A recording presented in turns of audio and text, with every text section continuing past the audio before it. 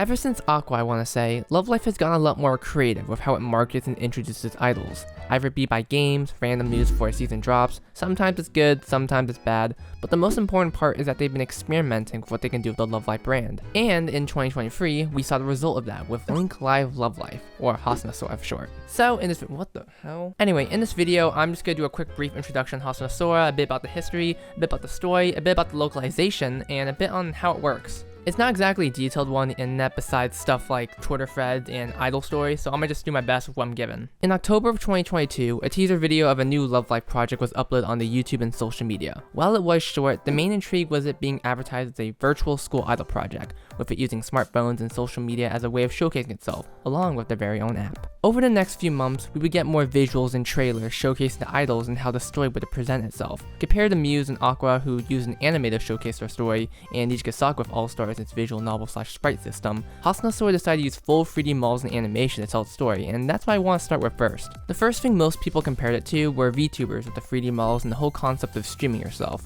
which makes a little sense when you think about it, but in lore, the characters are streaming themselves to the world. It's just that they're not using models, it's just them. But also, it's like they're here in real life because they do streams and such, they're actually just them, like the characters playing Minecraft or something. Can someone else explain this, please? Another thing that makes this presentation interesting is how they use the models in the story chapters. Now, I'm sure this was for budgetary reasons and also the fact it's going to be primarily displayed in the mobile device, you don't want it exploding, but 99% of scenes in the chapters consist mainly of a still camera with 3D models and 2D backgrounds. If you were somehow expecting like an actual 3D anime with backgrounds, moving cameras, the fuck are you expecting, bro? But I don't think this is bad at all. Just because it's obvious what techniques they use doesn't mean the technique in itself is inherently bad. Although I will say, sometimes the model animations are a bit clunky, and they sometimes go the budget route of just having a character talk to the camera on them for an abnormal amount of time. And hey, you can totally say the same thing for All Stars with its visual novel approach, it's just way more noticeable in the 3D area. And for the record, they get way better with these scenes and incorporate a much nicer blend of 3D and 2D later on. This philosophy doesn't apply to the performances though. Those are handled with the same flair you'd see in any Love Life performance, either it be 2D or 3D. It is genuinely impressive though how the performances and how they're shown via the camera match how it would look in real life. Having the models constantly be on screen is amazing for the immersion. Even though it somewhat gets a bit laggy, the effort is there and should be appreciated nonetheless. I do think I should touch on the story though, because the way it goes about it is really interesting compared to other forms of Love Life media. It's real time. And what I mean by that is that the story is constantly progressing even as I'm writing the script. And I don't just mean in terms of events, I mean the timeline. As of right now, since it's been about over a year-ish since Hasunosora started, the first years went up to second year went up to third year, and new first years have popped in. One character even graduates during the first year. Okay, now, aging isn't something exclusive to Hasunosora, but seeing it done in real time compared to waiting around a year or two for a 12-week update is interesting. It also makes missing out kind of a gut punch since the story is constantly happening, and God forbid you have social media because you're definitely gonna see something swung around untranslated. Anyway, the story mainly centers around Hasunosora High School and Kaho Hinashita as she joins the school idol group and the adventure that unfolds for her and the rest of school idol members, along with other classmates. For the record, I watched about 9 to 10 episodes of Hasunosora. I would have watched more, but I kind of need a video coming out this week, so yeah. That's about over 5 hours of runtime, which I think is plenty enough to judge it. That's more than the 12-episode anime season, and if we're comparing it to video games, Twilight Princess Prologue is about 2 to 3 hours, and Kingdom Hearts 2 Prologue is about 3 hours as well. The only reason I bring these up is that both these games are known for having pretty hefty prologues before getting into the actual game, so if I'm comparing it to Hasunosora, the first few episodes are the prologue in a sense before getting into the actual series, if it wasn't intriguing me already, so giving it 10 episodes would be plenty of time to see the actual series and what it's worth. A big point to the story is streaming, where they use the school idol app, SICK for short, to broadcast themselves, thus creating the whole in-lore streaming, but also streaming to us in the actual, real life. As of this recording, the current members of the school idol club are Kaho, Sayaka, Koze, Suzui, Rurino, Megami, Ginko, Kozusu, and Hime. It would take a millennia to elaborate on every story being character, and since this is a brief introduction to Hasunosora, I'm going to focus on the one I like most, which is Rurino, surprisingly. Now, Rurino is properly introduced in episode 9, I think, and you're probably thinking, oh, episode 9? That isn't that long. No! Immediately when she arrives, she joins the school idol club because of how much she saw the others shine, but she has one unique trait about her that causes her to run away from the group. Her battery. Rurino treats her energy and mood like a battery. When things get lively, her energy depletes more, and it isn't like she hates it when it's lively, she loves it, but she feels immense amounts of pressure when people care for her as she feels the need to reciprocate it. It leaves her having a bit of guilt because when she's depleted, she doesn't want to ruin the fun, to make people worry about her and miss out on things when they shift their focus to her. She constantly wants everyone to have fun and enjoy themselves, even at the expense of her own energy, causing her to increase more of her alone time to recharge. And she's well aware of it logically, like this isn't a good mindset to have, but she she isn't able to fight it, it's just something she has to deal with. She has to recharge. She tries to cope with, oh, you know, being alone actually has its perks.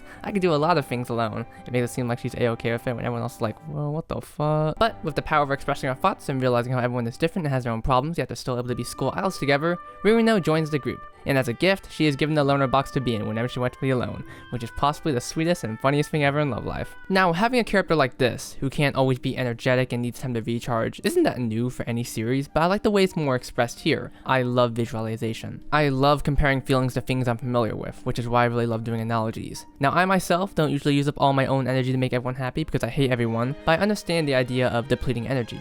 I've had that, I've seen my friends have that, and like Rurino says, it can ruin the mood, cause the atmosphere to shift and leave a bad aura, which I've unfortunately done a couple of times. Now, Rurino's saying she spends more time alone because of it. I was like, okay, I understand. But then she wanted to spiel about how being alone is awesome. I was like, damn, you're right. Look at all the crazy shit I've done in my alone time. Anyway, I myself am mainly an introvert, but I lose energy so much, and a lot of it can be depleted easily if the wrong thing's happening at the exact wrong time. There is always that feeling of just dipping out just to recharge. But like Rurino, I get that guilt that some people might worry about me if I'm suddenly off.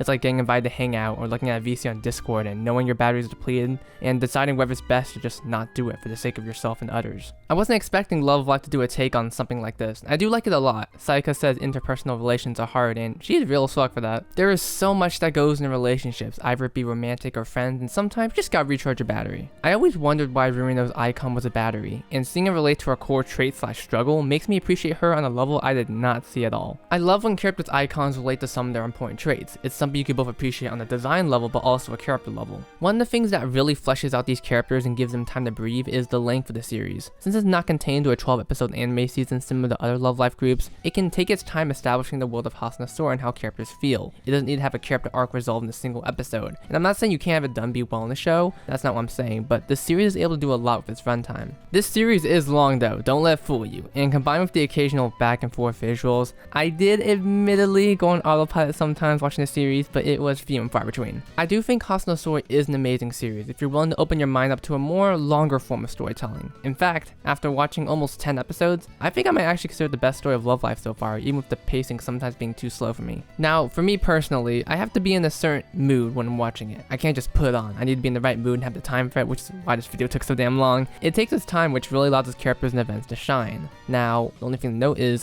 how do you watch it? Okay, yeah, I saved this segment for last because probably the biggest thing about Hasunosora that people tend to talk about, or used to, I don't remember, don't quote me on that. But Hasunosora was for a while not officially localized. It was exclusively Japan only, and even now it kind of is. No translation of any kind. If you try using that app with no guide, prepare for but like 1,000 times. It was thanks to the work of fan subbers and translators that were responsible for a majority of us understanding who these characters were and why we should care. I do need to stress this though, how important these people are. The only reason me and 99% of the people who don't know Japanese were able to watch, play, and read Hasunosora's story is because of them. And that became something of a sticking point for those trying to get into it officially. I remember there being a time where some people would complain about the accessibility of Hasunosora and ignore the fan translations and the like. And sorry to go on a little rant about this, but from a certain perspective, I do understand this because I sort of had that mindset as well for a bit. Getting into Hasunosora isn't just pressing a button like watching Love Life Sunshine Crunchyroll, or just downloading an app. Oh wait. You actually need to take some steps to get to the info you need, and for an average Joe, they may be like, bro, I ain't doing all that, and that's understandable. But to dismiss the fan translations is another issue entirely.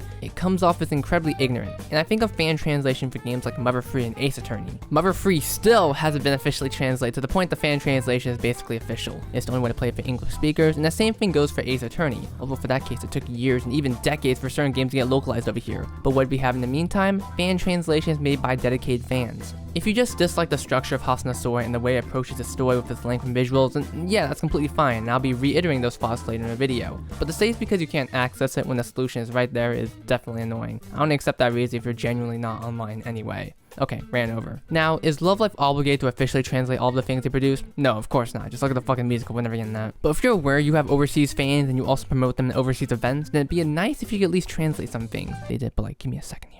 I actually talked to someone regarding the translations they did for Hasunosora and what it means to them. This is Luna, and she's responsible for most of the translations for Hasunosora. Although they made it clear they're not the only ones working on it. It's a whole group of people, and here they are. Look at them go. Oh hey, one of them follows me. But similar to my own thoughts after watching almost 10 episodes, Luna felt that the series was legitimately one of the best stories Love Life had to offer and knew she had to translate it. And if you do plan on watching Hasunosora, Luna's channel has a playlist of all the episodes they translated so far, and they're very keen on making sure it's accurate translations that she's shooting at, which has my utmost respect. A delayed translation is always good, a rushed translation is forever bad. Shigeru Miyamoto. He said that for real. Okay, after editing this video, I realized that maybe saying that paints a bad light on the other translators. In case you don't know, there's another translator, Rimuda, that also translates Hasunosora, and currently he's far ahead with translating the Hasuno stories so far, so by saying that quote, it makes it seem like he rushed his, which isn't the case at all. All translators are cool, I just want to get that point out. Anyway, now 2 months ago as of the time of this recording, the Hasunosora channel has actually uploaded English subtitles for the starting episodes, and it's good that they're translating it after a year, but also there's many problems. Twitter user Yuchacha, who you might know for Team Onibe, a popular fan subgroup for Love Life, did a great job at pointing out a ton of errors that sort of hinders the experience and makes it seem very unprofessional, like they didn't put much time into this. Now you could argue most of these are nitpicks, but when it's being released after a whole year, aka you had a ton of time for this in the other languages, I don't know, I put more effort into what is being the official way to experience Hasunosora. When you read some of these lines out loud, it sounds broken as hell, and that's just from the English subs. I'm curious to know if the other subtitles are botched as well. While I think Hasunosora is good, like the story, the drama, the whole concept of the group, and how it works with the app and such,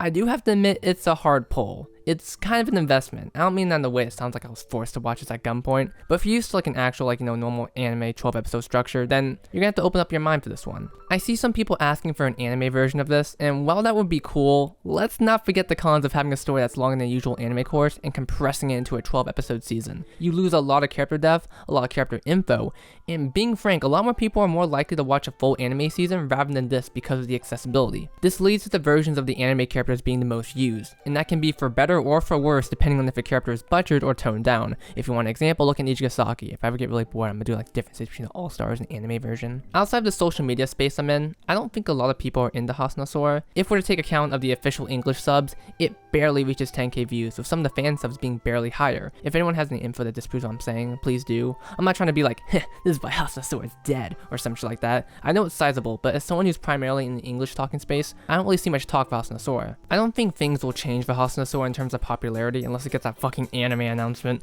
but I hope you got a brief introduction to Hasunosora. I avoid some more detailed things like how the app actually works, but I'll provide resources in the description below. I just wanted to focus on the actual group for this video. And of course, huge shoutouts to everyone that works in the Hasunosora fan translation, either be translators or the people that host Idle Story, and everyone else that contributes. You guys are awesome. Anyway, I hope you guys enjoyed the video. I watched a lot of Hasunosora. I'm actually taking a Japanese class right now, so the way Hasunosora's format with the characters sort of standing still and talk with each other actually makes understanding them like a bit easier as I'm learning to do immersion and such and starting to learn new words and grammar. It's really cool, it's really cool. You definitely have to go in for different mindset, different set of expectations when you're going to experience Hasunosora, but I do think it's definitely worth it. It's a very long series, but it takes its time, makes sure the characters in the world come to life. And I'm putting this note in here while I'm finishing up the video, but I really do love how each character consistently gets the spotlight. It's not like they just get an episode arc and they immediately go in the background. No, they all have their moments. There's always more to learn about them, and the series really does use runtime really well. You know, it's very easy to fill with bloat and filler and just create just a bunch of junk just so you can expand the runtime, but no, it uses runtime well, and I have the utmost respect for that. It's an exception, that's just what I'm trying to say. It's really good. Some series goes on for way too long. They don't know when to stop. Hasunosora, it's actually doing it pretty damn well. Even when some events aren't that much to write home about, like they're not oh my goodness moments, they're used to flesh out characters in really interesting ways that reflect real life. You know, just small things that can really impact someone. And like I said, again, with the runtime that Hasunosora has, those little small moments, they build up and you can see how it affects the characters without needing to be like, we only got 10 minutes left in the episode, guys. Cut out. Or rush it, something like that. It's just cool. I really like it. Anyway, yep, that's all I got. See you next time. You can cut the black now.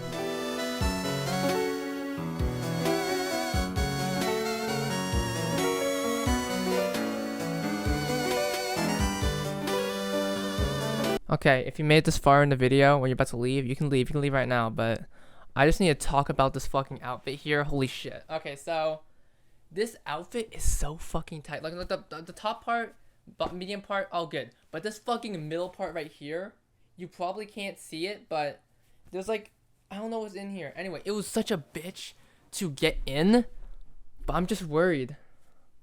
How am I gonna get out?